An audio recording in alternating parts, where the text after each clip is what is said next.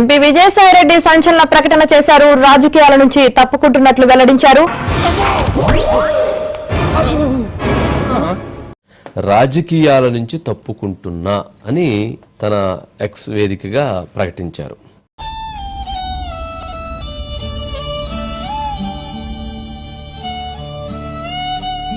రాజ్యసభ సభ్యత్వానికి రేపు 25వ తారీఖున రాజీనామా చేస్తున్నానని ప్రకటించారు.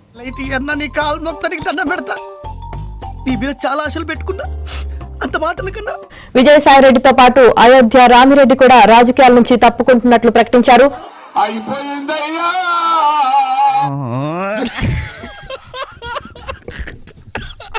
పదకొండు మంది ఉన్నారు. 11 మందిలో ఈ 11 మంది కూడా ఎవడు ఉంటాడు, ఎవడు పోతాడు, ఆఖరికి అర్థం కావడం. ఒక్కొక్క వీటి రాలిపోతా ఉన్నది. ఈకేస్తే ఇంకెంత ముద్దు వస్తుందో బుజ్జి ముండ ఆ వచ్చేదో మేము బీకుంటాలే.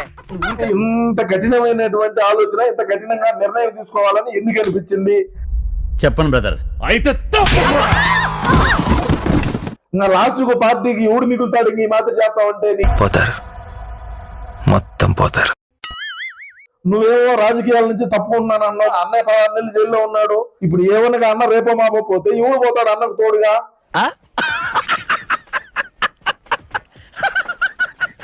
జగన్మోహన్ రెడ్డికి అయితే ఇది నిజంగా షాకింగ్ న్యూస్ అనేది చెప్పొచ్చు.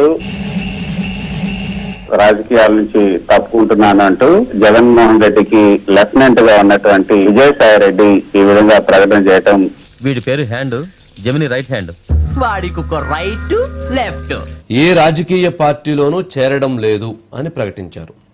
ఫ్రస్ట్రేషన్ లో ఉన్నట్టున్నాడు. అవునండి. నువ్వు ఇచ్చిన వాళ్ళు తీసుకోరు. నేను ఏ పార్టీలో పోను, నాకు వ్యవసాయం చేసుకుంటున్నాను అంటున్నావు. ఆ వ్యవసాయం ఏందో 2024లోనే చేసుకోవచ్చు కదా. మొన్న ఎన్నికలప్పుడు కాస్త పెరిగాయమ్మా. జగన్మోహన్ రెడ్డి అక్రమాస్తుల కేసు అన్నింటిలో కూడా A2గా ఆయన ఉన్నారు. ఒక్కడే అనుకున్నా ఇద్దరు తయారయ్యారు. ఈడంటే పనికి మాలిన ఎదవా. నీకేమైంది? రెడ్డి అన్న ఏమన్నా అయితే విజయసాయి రెడ్డే కదా A2. మరి ఇటువంటి కఠినమైనటువంటి నిర్ణయాన్ని విజయసాయి రెడ్డి గారు ఎందుకు తీసుకున్నారు? అందుకే ఈ నిర్ణయం తీసుకున్నాను. తీసుకుంటావరా? నిర్ణయం తీసుకుంటాం. మేము నీచంగా కనపడుతున్నాం. జగన్ కి రాజకీయ భవిష్యత్తు లేదు అన్న విషయం గ్రహించే ఈ విధంగా నిర్ణయం తీసుకున్నారని రాజకీయ పరిశీలకులు చెప్తున్నట్టు మాట. చూసావా మామ ఈ ట్యూబ్ లైట్? ఇది ఎలిగి కాంతినిచ్చే వరకే దీని జీవితం. మాడిపోయిందంటే ఇస్త్రీ అవతల పడేస్తారు. ముఖ్యంగా నీ జీవితం కూడా అంతే. మరి నువ్వు చెప్పిన లంగా పనులు అయితే ఉన్నాయి విజయసాయి రెడ్డి గారు. మీరు చెప్పిన అవులే మాటలు, మీరు చెప్పిన లంగా పనులే కదా అన్న. ఇని అన్న చేసినాడు. కోర్ట్ రూమ్ లా నేను చెప్పినట్టు చెప్పాలి. ఎగ్జాక్ట్ గా అర్థమైందా? రివర్స్ అయిపోవాలా? చెప్తా, కానీ ప్రూఫ్ ఏది? గయని నీకెందుకురా చంద్రకాంత్? మరి ఈ రోజు అన్నను నడివేట్లో ముంచిపోతారే. నమ్మేనరా నిన్ను. నమ్మితేనే మోసం చేస్తారు కదా అన్న, నమ్మకపోతే ఎట్లా చేస్తారు? బ్రహ్మాండంగా విజాగలో భూ కబ్జాలు చేసుకుంటూ, అవినీతి చేసి, అక్రమాలు చేసి, మైనింగ్ లో ఏ విధంగా దోచుకున్నావు? నీకేం తక్కువ చేశాడు జగన్ అన్న? ఏం తక్కువ చేసిండు రాజన్న కొడుకు?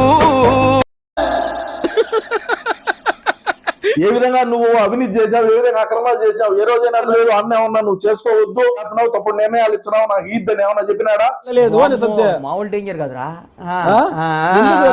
ఇప్పుడే ఇంకొక బ్రేకింగ్ చూస్తున్నాం మనం. నీకు ఇంకో షాకింగ్ న్యూస్ చెప్పనా? కొడాలి నాని, గుడివాడ మాజీ శాసనసభ్యుడు, మాజీ మంత్రి కొడాలి నాని పేరుతో కూడా ట్వీట్ వచ్చింది. ఏంటది?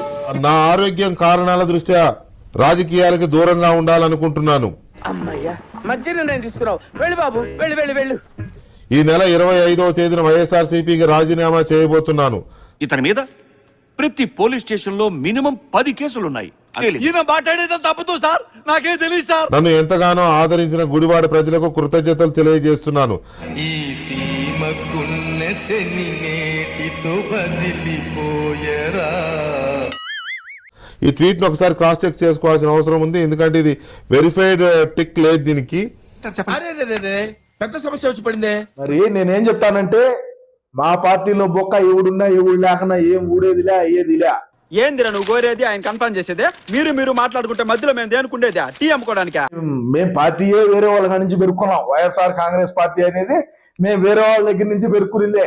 మనకు అవసరం అనుకుంటే కొనాలి లేదా లాక్కోవాలి, ఇవన్నీ తెలుసుకో.